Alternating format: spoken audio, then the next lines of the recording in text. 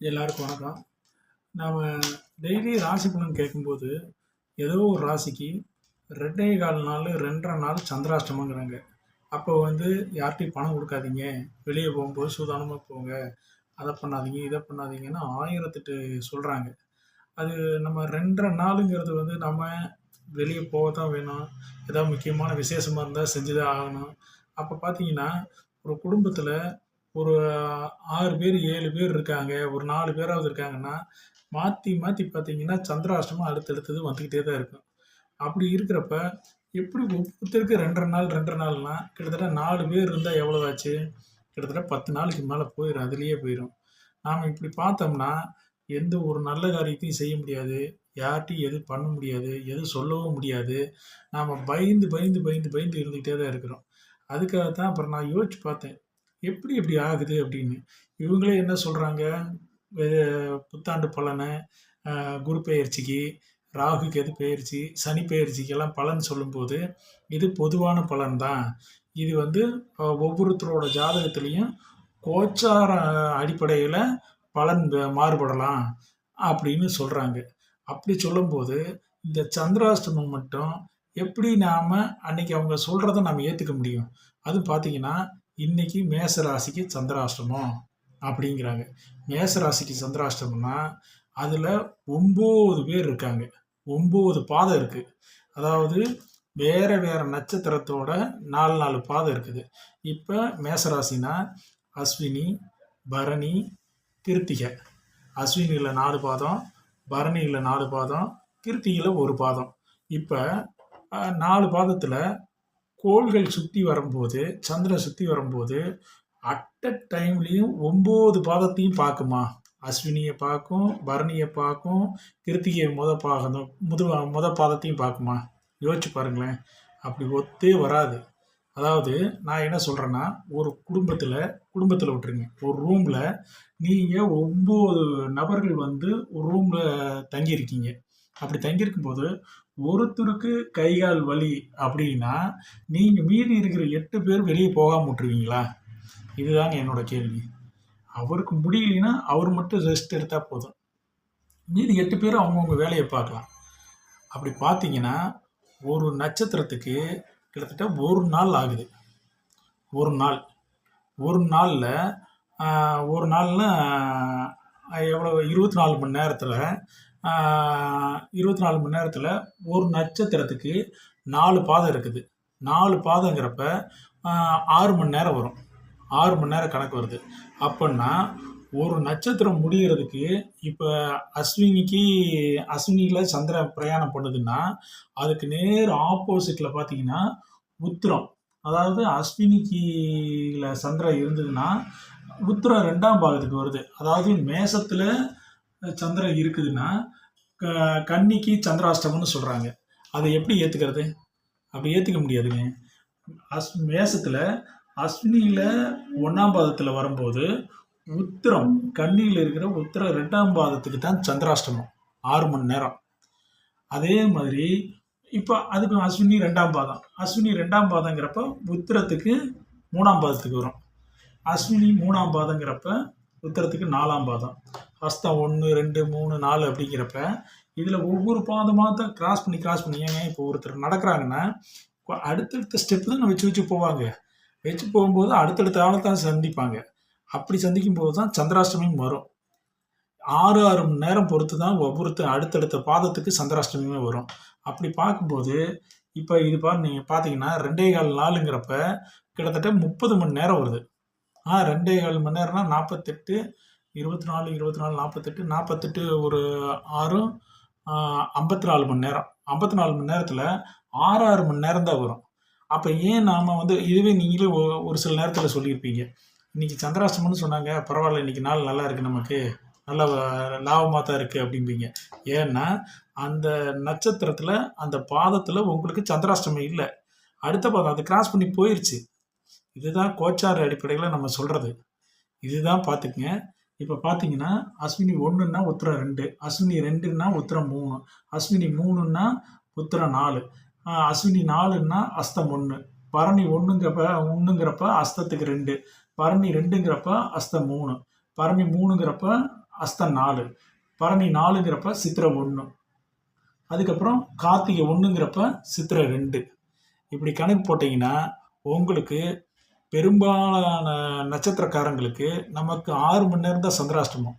அந்த சந்திராஷ்டமங்கிறது நைட்டில் நம்ம தூங்கும்போதே சரியாக போயிடும். காலையில் எந்திரிக்கும் போது ஃப்ரெஷ்ஷாக வேலைக்கு கிளம்பலாம்.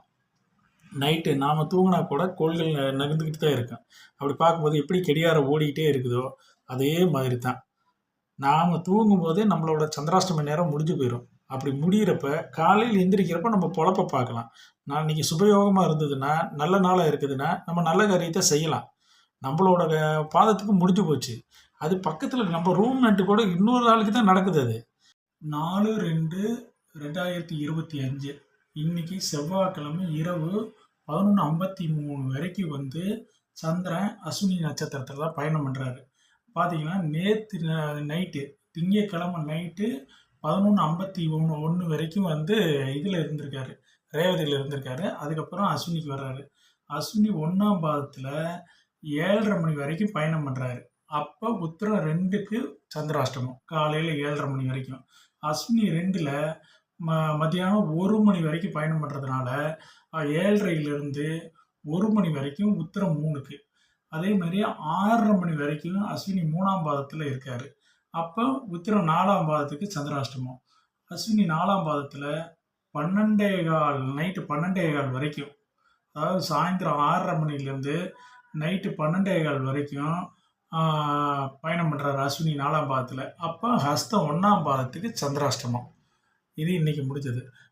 நாளைக்கு புதன்கிழமை 5/2/2025 புதன்கிழமை இரவு நாளைக்கு நைட்டு 12:15 மணி வரைக்கும் சந்திரன் பரணி 1ஆம் பாதத்தில் காலையில் 6 மணி வரைக்கும் இருக்கார் 1ஆம் பாதத்தில். அப்போ ஹஸ்தம் 2ஆம் பாதத்துக்கு சந்திராஷ்டமம்.